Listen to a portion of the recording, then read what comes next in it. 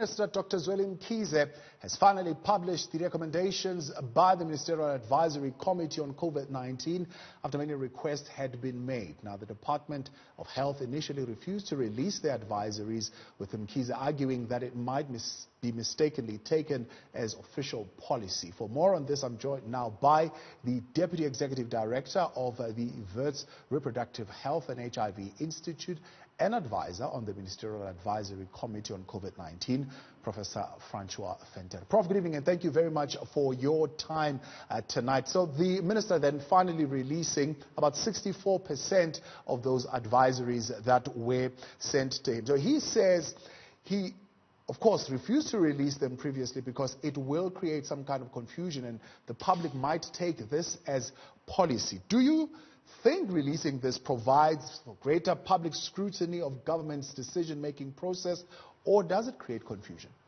I think it's hugely relieving and in the interest of transparency generally that they are released. You know, the minister gets tons of advice from different bodies which aren't policy. So I think it's up to him to say this is policy, this isn't. I think it's very reassuring that they've actually released these. I know you said 64% were released, but all the controversial ones, the taxis, the schools, the testing policies, the issues around where we were asked around lockdown, those things have been released. The public can look at them, the media can investigate them, and, and ask for accountability, not just from government, but also from the scientists themselves. So this is a welcome departure from the past where these things were veiled in secrecy. Yeah. Advisory committee advises the minister, some say, in your grouping, and not the public. And these advisories should be that the ministers advise. And the minister has got a right to take the advice or not take the advice, of course, considering all the other issues that might not be health related, that could possibly have to do with the work of government. So I think there is something in that. Having said that, I think that we saw that these advisories were manipulated both for political ends as well as for commercial ends, where people would make claims that what was being said within the Ministerial Advisory Committee was no such thing. Also, there was this broad claim that government's response was scientifically valid, when sometimes those decisions were not actually, certainly did not come from the Ministerial Advisory Committee. They came from unnamed sources.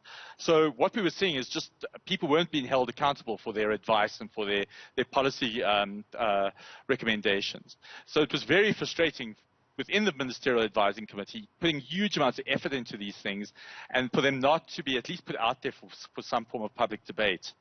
What we also saw was that we would give advice and it just wouldn't be taken. It wasn't, and it's not a sinister thing. I think it was more just a sense that government wasn't talking to each other. So we put out an advisory on testing, and then the Ministry of Labour would completely do its own thing and put out an advisory which was in conflict with the Department of Health. Yeah. So there were communication issues as well as policy debate issues. Yeah. So in response to that, in particular, the minister writes in a statement, he points out that there are really few advisors. In fact, he says less than 5% that were not implemented by the department in their entirety.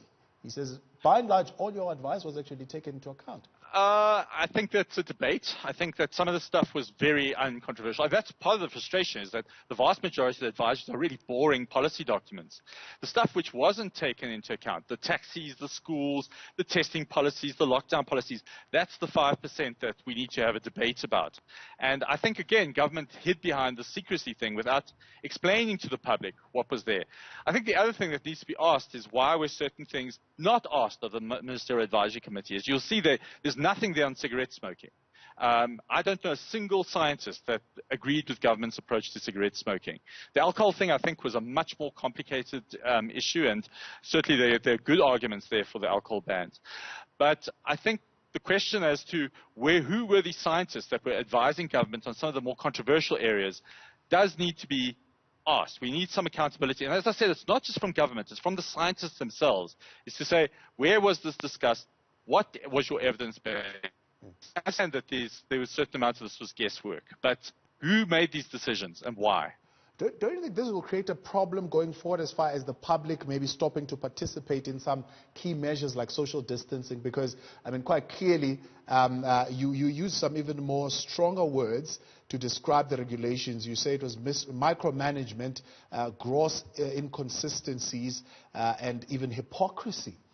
you've seen in some of these regulations. And when people see that from these advisories, they will later on, when government puts out such regulations or key measures, just not comply with them.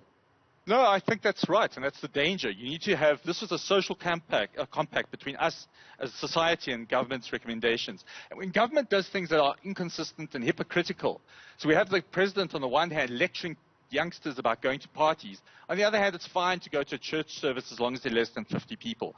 That is hypocrisy. That violates the trust compact, and it undermines the public health messaging of things like masks, physical distancing. All those things are really important, that government has the trust of the community. But when it does things which are, loading up taxis, which are patently dangerous, without explaining it to the public as to why it might be doing that, that unfortunately undermines the really important messages. And it's as important now as it was 3 or 4 months ago, that the physical distancing, the masks, the hand washing, all the stuff we know needs to be reinforced, not undermined by absurd decision making. Yeah. One of the professors of vaccinology at the University of Witwatersrand says the cons of this is that if government decides to go a different route to what you have been advising, this will create confusion in the public as to why scientists are advising one thing and the government is doing another. Yet we do know that it is the prerogative of government to take that advice or not take that. So having them in the public, is it not going to create that kind of conflict? I don't think government is beholden to the scientists. If the scientists say one thing and you decide the government for something else, fine. But you have to explain why not. Like, why make the decision around taxis being at 100% for short trips? If it's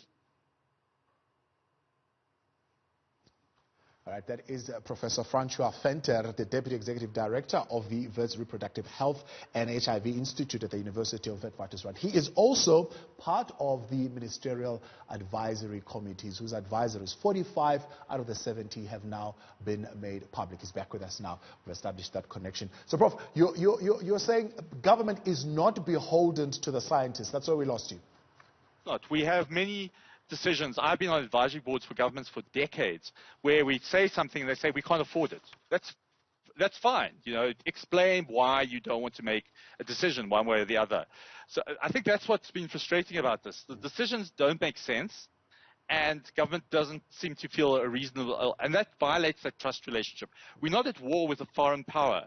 We are trying to get everyone to buy into a national social experiment, which is to say we are backing a whole of behaviors which are going to inconvenience people and be difficult, but we need to explain why those are. Yeah. And that's where I think where government has patently failed, is the communication of that stuff. Is part of the frustration maybe on the advisor's side not the fact that you guys spend hours putting these documents together, sleepless nights and sometimes drafting them over the weekends, and maybe you're just doubtful that government even looks at these things because you just feel they just toss them to the side? That was a frustration, because some of the stuff, as I said to you earlier, that's unbelievably uncontroversial. The fumigation tunnels are bad for you. There's no debate among scientists. The testing program, there was no debate amongst the scientists. There's no debate generally about these things. Why not just put it out there for the public? Instead, we had departments, in fact, government departments, as well as schools, building these fumigation tunnels.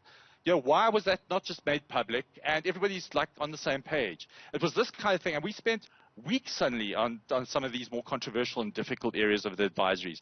South Africa has some of the best pandemic experts in the world. We've been through TB, we've been through HIV, we've been through listeria, we have people who've been in Ebola, in cholera.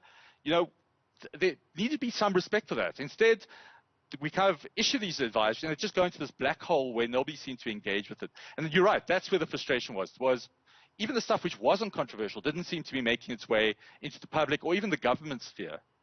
Now, talk to me about how this will then transform your work as a ministerial advisor going forward, now that this decision has been taken to make these advisories public. Paradoxically, I think it's going to make the scientists' jobs harder, because now we're going to be accountable to the public.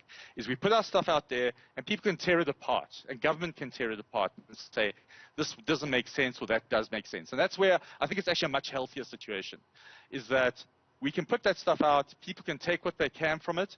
Government can adopt as policy what it does, and then can try and explain what it is. And as I said, we must also explain why we made certain decisions. If we say taxis can only be at 50%, people must be able to turn around and say, why, how did you get to 50%? Why not 100%? Why not 25%? And that's a healthy relationship. I mean, when you look back at, for example, that kind of a decision around the taxes, was it more political pressure that was put on the minister to not follow the advice that was given? I don't know. We don't have insider information. And for instance, somebody said to me, I think one of the more, what felt like the more absurd things around closed shoes, for instance, that, you know, there was going to be limitations there. One of the scientists actually said to me, maybe that's the line in the sand where we need to shut down the economy, is where people are making clothing which is not absolutely necessary. That's where we shut it down. And closed shoes are that line in the sand. I can actually understand that. You know, I'm not an economist. I don't understand supply lines. I'm a biological scientist. But explain it. Just tell us why that was the line in the sand, and then we can debate whether it's the right-hand line in the sand or not. The same with the taxi industry. If there was some massive economic consequence, we needed to get everyone back to work, and the only way we could do that is by packing the taxis to 100%. Just tell us honestly. That's the reasoning you're putting behind it. And then we can debate whether it's the right or the wrong reasons. It's not like these scientists have everything right. They're not experts in absolutely every area of the economy. But what the public, I think, can demand is explanations for departure from that advice. Just reasonable information would be all we need. Would you want to see all of them being issued, or you are happy with the amount that has been issued? Does it carry critical enough information and those key decisions, as you're saying, those controversial ones that needed to be out there? I am quite impressed with government. It's probably the first time I've said this in 3 months.